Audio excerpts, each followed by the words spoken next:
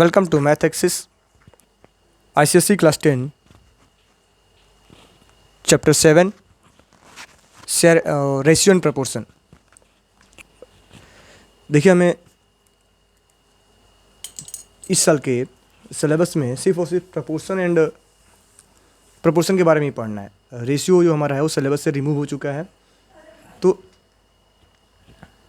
इस साल के रिड्यूस सिलेबस के हिसाब से हम चैप्टर 7 को पढ़ेंगे। तो सबसे पहले हम जान लेते हैं कि रेशियो क्या होता है।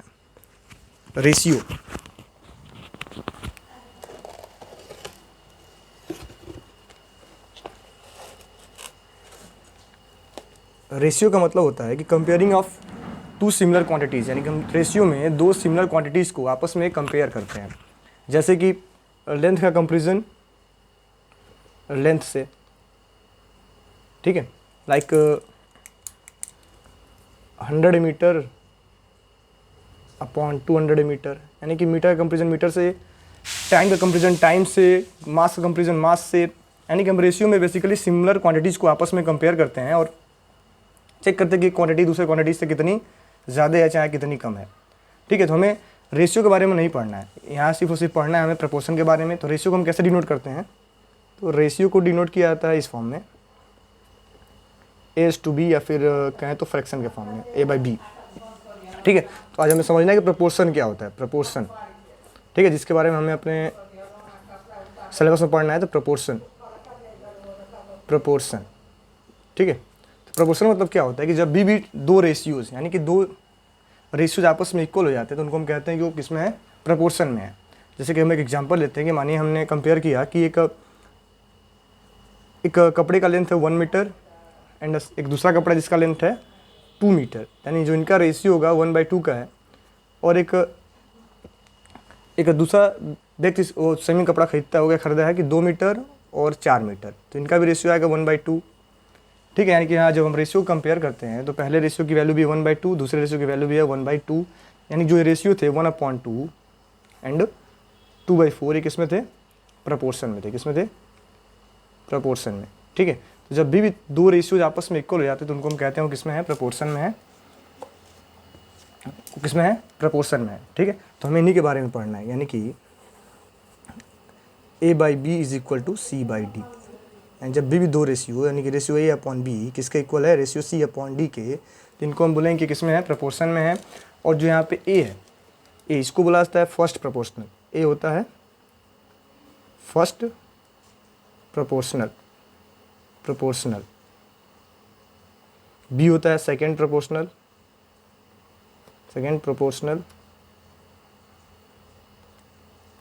C होता है थर्ड प्रोपोर्शनल, एंड D को हम बोलते हैं फोर्थ प्रोपोर्शनल। क्या बोलते हैं?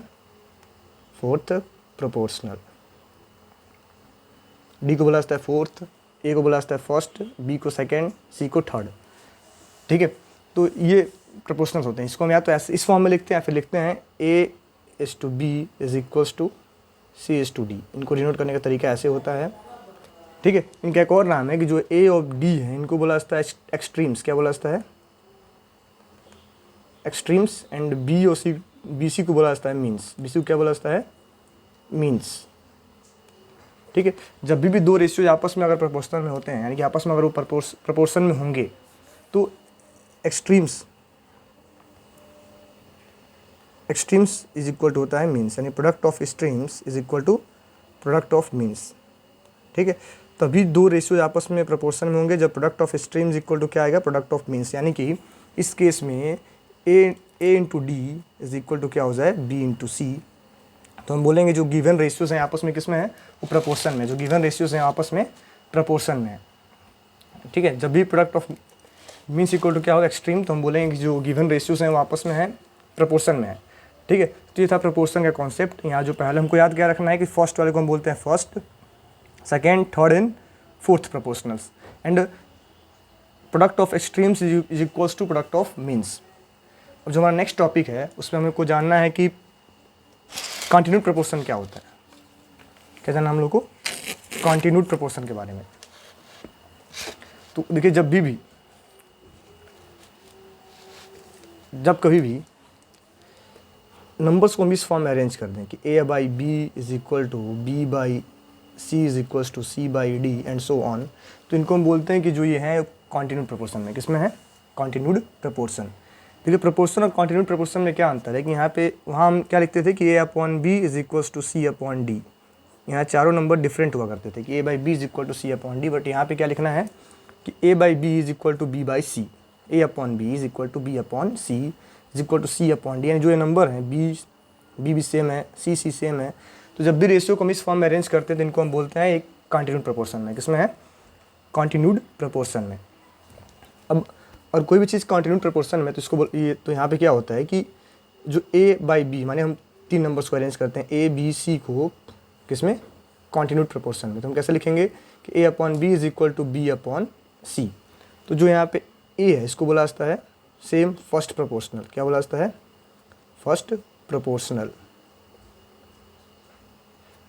बी सी को बोला जाता है थर्ड प्रोपोर्शनल, सी को बोला जाता है थर्ड प्रोपोर्शनल, सी को बोला जाता है थर्ड प्रोपोर्शनल। एंड जो बी जो कि सेम नंबर है इसको बोला जाता है मीन्स प्रोपोर्शनल, क्या बोला जाता है, मीन्स प्रोपोर्शनल। ठीक है, तो इनको आपको इन टर्म्स को आपको याद रखना है कि जो बीच वाला टर्म होता है जो सेम नंबर होता है उसको बोला जाता है मीन्स प्रोपोर्शनल, क्या बोला जाता है, मीन्स प्रोपोर्शनल। ये होता है फर्स्ट, ये होता है थर्ड, ये होता है मीन्स प्रोपोर्शनल। ठीक है, तो यहाँ क्या होता है, यहाँ क्या एक रिजल्ट मिलता है हमें कि यहाँ पे जो मीन्स प्रोपोर्शनल यानी कि बी स्क्वायर इक्वल टू क्या होता है, ए सी। जब कभी बी स्क्वायर इक्वल टू ए सी आ जाए तो हम बोलेंगे कि जो गिवन रेशियोज हैं, जो गिवन रेशियोज हैं, यानी कि मीन्स का मल्टीप्लाई करने पे, मीन्स का स्क्वायर करने पे फर्स्ट और थर्ड प्रोपोर्शनल के बराबर अगर आ जाए तो हम बोलेंगे कि जो गिवन रेशियो है वो किसमें है, कॉन्टिन्यूड प्रोपोर्शन में, किसमें है, कॉन्टिन्यूड प्रोपोर्शन में। ठीक है, तो ये आपका कॉन्टिन्यूड प्रोपोर्शन का टॉपिक था। देखिए इसमें क्वेश्चन कैसे करना है हमें, कि क्वेश्चन में क्या आएगा कि क्वेश्चन में दिया रहेगा कि जो गिवन नंबर्स हैं वो किसमें है, प्रोपोर्शन में है, और हमें प्रूफ करना होगा कि एक आपको दो पार्ट दे दी जाएंगे LHS और RHS, और उसमें हमें प्रूफ करना होगा कि प्रूफ करो कि ये दोनों पार्ट्स के आपस में इक्वल हैं।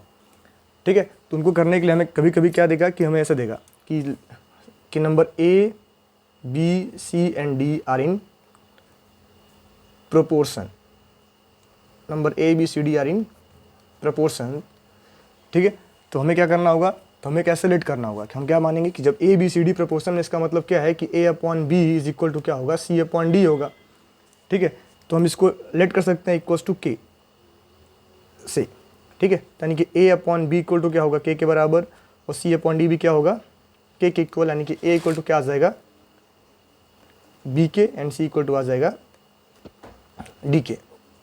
ठीक है, सेम, तो हमें ऐसे मानना होगा इनको कि जब कभी क्वेश्चन में बोला जाए कि आपको प्रूफ करना है कि जो गिवन क्वेश्चंस हैं वो आपस में इक्वल हैं, यानी कि आपस में क्या है, इक्वल्स हैं।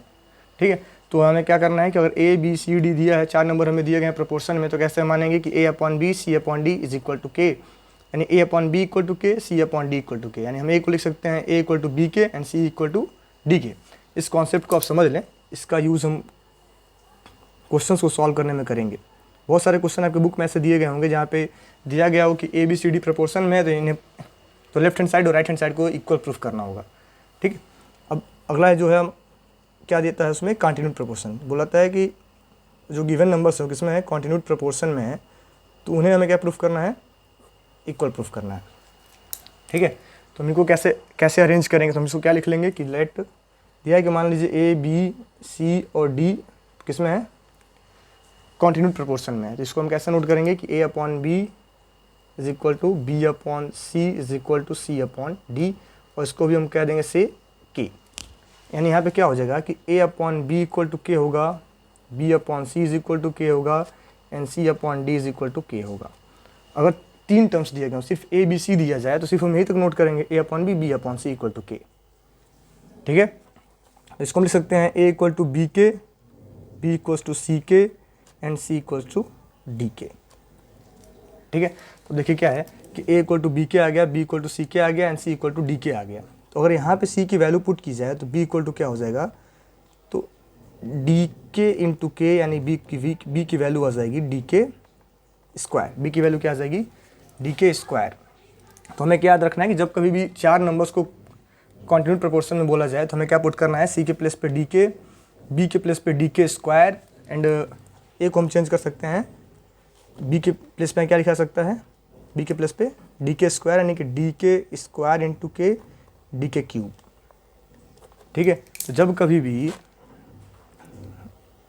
बोला जाए कि 4 नंबर किसमें कॉन्टिन्यूड प्रोपोर्शन में है जो कि हैं ए अपॉन बी अपॉन सी और सी अपॉन डी, तो हम क्या मान लेंगे, के मानेंगे और उसको उसमें हम ऐसे चेंजेस करेंगे कि A upon B equal to K, B upon C equal to K, C upon D equal to K, यानी कि A equal to B K, B equal to C K and C equal to D K, यानी आपका ए हो जाएगा D के cube, B हो जाएगा D के स्क्वायर और सी हो जाएगा डी के। तो जब कभी भी क्वेश्चन कॉन्टिन्यूड प्रोपोर्शन में है और हमें LHS equal to RHS proof करना हो तो हम क्या कर लेंगे, इस फॉर्म में कन्वर्ट करके सबकी वैल्यू को पुट करके सॉल्व करेंगे। Thank you. नेक्स्ट वीडियो में हम इंपॉर्टेंट क्वेश्चंस को डिस्कस करेंगे। Thank you.